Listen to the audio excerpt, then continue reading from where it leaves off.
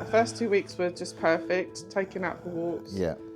Brought back, and then everything changed. So I was going to bed crying at 8:30 when I put him to bed. Dear. And he was getting half. Without Pup Club, I probably still wouldn't have Archie because it was. Hi there, we're here today with Holly and the lovely Archie there. So Archie has been nominated by the trainers as Star of the Week this week for many reasons, including how far he's come with his behaviour, and that to such an extent we are now using him often as a stooge dog to help other dogs who are struggling. So we'd come along today to meet you, Holly, and have a little chat about Archie and find out a little bit more about him, if that's okay? Yeah. Perfect. And it was an English Bull Terrier, a Great Dane, or a Doberman, or a sausage dog. Yeah, all very different dogs. Yeah. But I found him and I fell in love with him because he's got a heart nose. Yeah. But he actually got sold and brought back because he didn't come with the cat in the house. And they gave him back after 4 days. Yeah. Okay. So yeah, that's brilliant.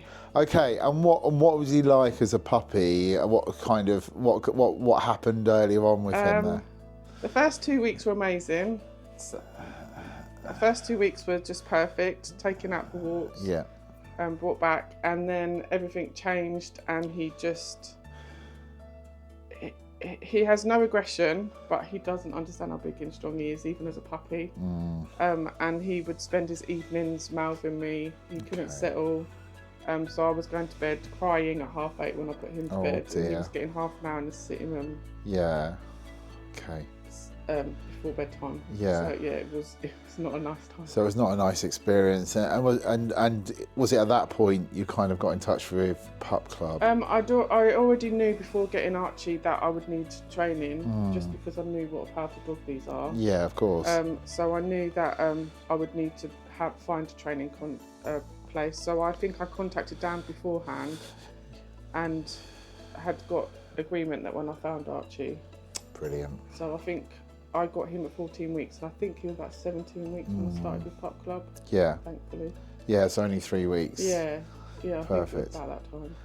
And what happened when you joined Pup Club? Tell me a little bit about. We started level 1 at home. Dan came. Okay. Archie and Joey started. My cats joined in. Yeah. Okay. And then we started outside.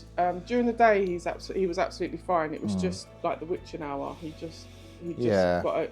I've learnt now what it is, but obviously at that point, I didn't understand what it was. And then did you have a bit more one-to-one intervention? Yeah, I had Dan and Tegan come. Okay. I mean, without Pup Club, I probably still wouldn't have Archie because it was that horrendous. It was that bad. So it was just, well, I'll say just, but obviously it can be quite difficult and painful. Just mouthing and overexcitement. Luckily it was winter time because I looked like I'd been battered. I was covered in bruises and scratches. Bless you.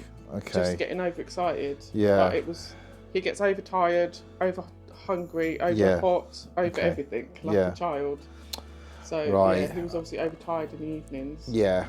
So it was that profound an impact on him, just changing the equipment. Brilliant. And okay. So he still wasn't settling as well, but he wasn't doing the spinning and the mouthing and that. Brilliant. Okay. And then he had that on for a good few months before I could trust that he would be all right. And after that, obviously, you had more control over him and you continued bringing him to Pup Club, obviously. Yeah. And what has he achieved at Pup Club since then? We got up to level 5 of the original training, which I loved because obviously bully breeds have such a bad rep and these are known for being stubborn and you can't do anything with them. So I love the fact that I'm no trainer and I'm learning as well as him. So the fact that he could get up to that level. I mean, that's an amazing achievement, isn't it? Yeah. Full stop. And he did his bronze sniffer training. Yeah.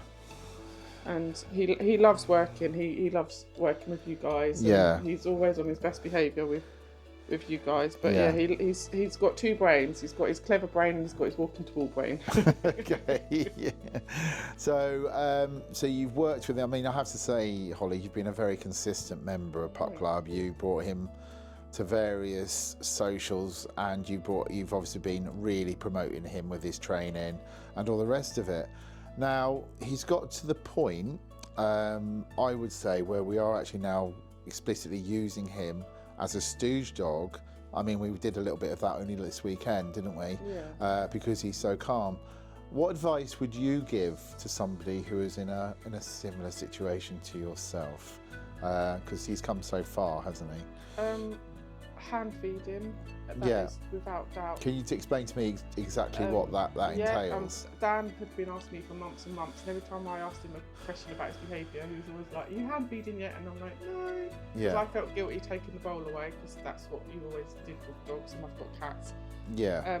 But last March, I just was like, "No, we're going to start." So he's on cold compress kibble, cold compress fish, and grain-free turkey kibble. Yeah.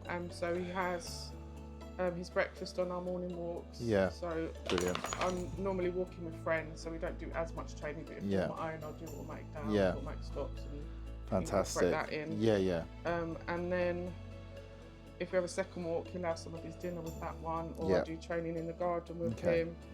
And then I do leave a little bit for night time, so I can just scatter them before I put it in his pond. Yeah, and that's had a really profound impact on him. I mean, he can walk past dogs now without even knowing they're there, which because he's such a friendly boy. When he was younger, he just wanted to play. He is very sociable, isn't he? Yeah. Came out as pouncing and stalking, which obviously being the dog that he is, people didn't appreciate. Yeah, of course. And it wasn't nice to walk.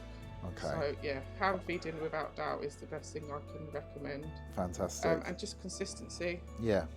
And just, we need the training not as much as the dogs. We need it more. So it took me to hand feeding to realise actually I've got to get on top of this, otherwise he's going to warn me. Yeah. So I mean, we're still not 100% there. I don't know if anyone ever is, but I know what I need to do most of the time now. Yeah, that's fantastic, terrific. Yeah. How did you find the Pup Club community when you joined us? I love it. It's my social life actually. I've made friends that we meet up with. Well, I see every morning we walk. Every single morning we walk. Okay. We've been out for days out together.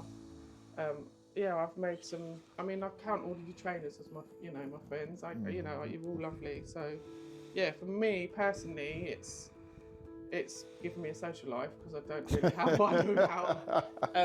For my daughter Annalise, the confidence in her has been almost as impressive as with Archie. Yeah. She had a lot of confidence issues beforehand, and she is just so confident when it comes to dogs now. And I'll be eternally grateful. Oh, well, thank you so much, Holly. It's been lovely to see you and Archie, and really well done, because he is doing superbly well, and he's been a real asset to the club, actually helping us out at socials with his calm demeanour. As long as you've got hot dogs, he's happy to do that's anything. good to hear. Okay, Holly, well, thank you very much. It was lovely chatting to you and seeing Archie again. Thank you. And he is a very deserved Star of the Week. Thank so well you. done.